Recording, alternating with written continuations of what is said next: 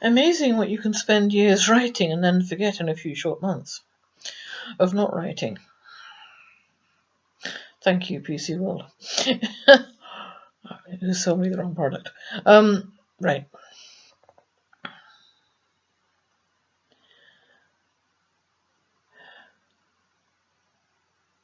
Enid, my father's wife, divorced him in 1952 while he was in Australia. He returned in 1953, early 1953. Actually, a gap of about 8 months, I think. No, 10 months. With my brother and without my mother. I think he knew, far from not knowing he'd been divorced, I think he knew immediately, and returned to England to try and undo this divorce he had never wanted. I had previously theorised that he didn't want the divorce, well, because he didn't want to marry my mother for a start, and that he wanted to keep hold of 88 6th Cross Road, secondly. And I had said at some point that he had wanted to keep hold of Karen.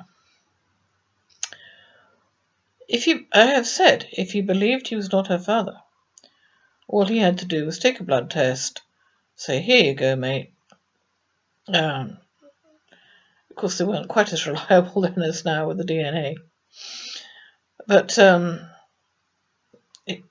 only blood group he can possibly be is B. Blood group B. The least common. And some subgroup of that.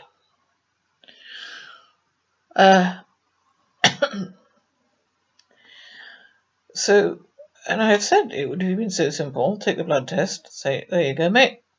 Told you I wasn't the father. Divorcee did marry my mother. Those were all the things he did not want.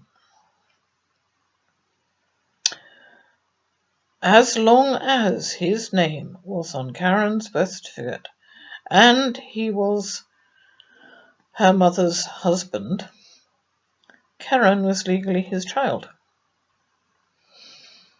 He had rights over her, just as he had rights over my brother the minute my mother put his name on the birth certificate.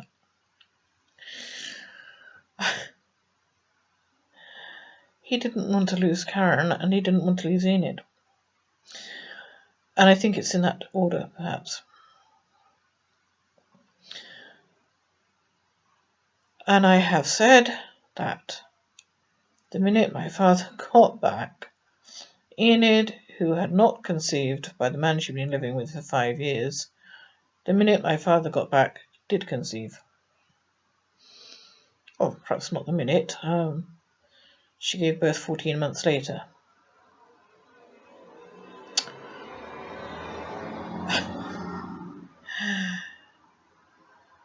In 1953, and I have said this in my book,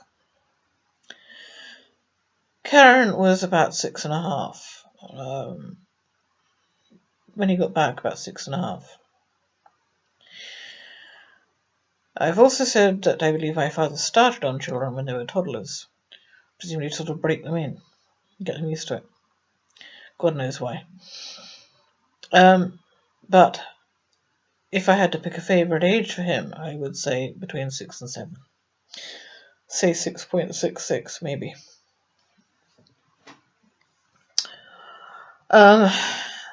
Years.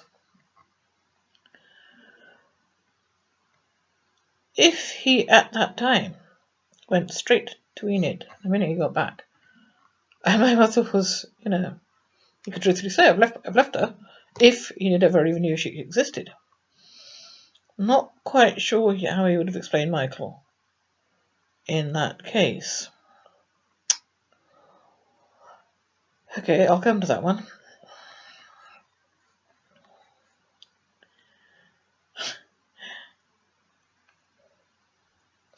Well, let me see. I'm going to assume that Colin was his child, as I have in many another video. Whether by Enid or by my mother is beginning to make little difference to me, to be honest.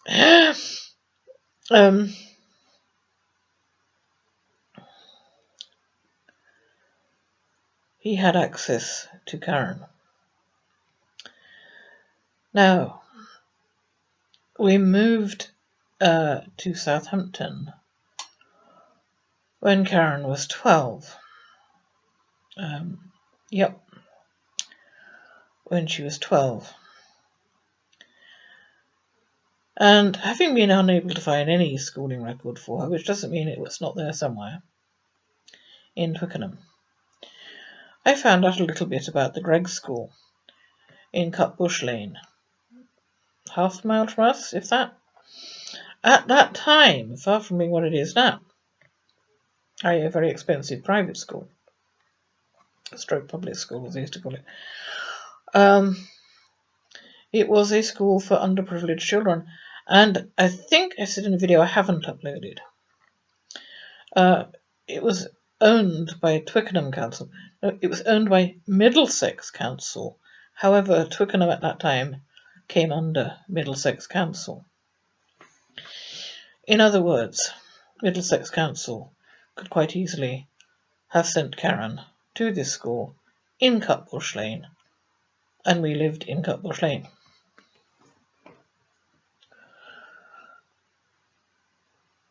It may quite possibly have been our entire reason for moving to Southampton.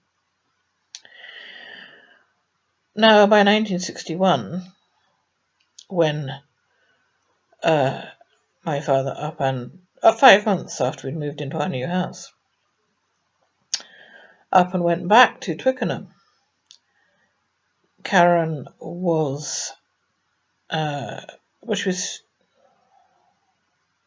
she was 15 in that year, i.e. more or less leaving school,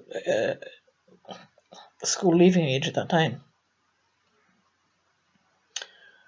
Presumably she too would have gone back to Twickenham. And frankly, what I'm now thinking is that he stalked Karen in precisely the same way that he had stalked my mother, but for rather different reasons. And what I have in Riz Timson is a man called Dick. This book he gave to me. A man called Dick seducing a 15-year-old called Kay. And he is a man called Dick who, he didn't seduce me when I was 15. He gave me crabs at 15. When I was 15. What exactly did he do to Karen, I wonder, when she was 15? And might that possibly have had anything to do with her motorcycle accident at 19? She had a boyfriend, I assume. I kind of assume that Robin Quigley was her boyfriend. What might she have said to him? I haven't been over this ground before on tape. And not only that, of course, jealousy would have entered the picture. If my father thought that she was, getting up to anything with Robin Quigley, he'd have been as jealous as hell. I think there were a lot of reasons for him giving me crab lice when he did.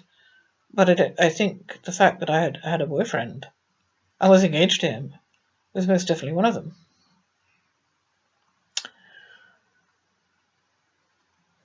Theory of the moment, and I think, for me, it sticks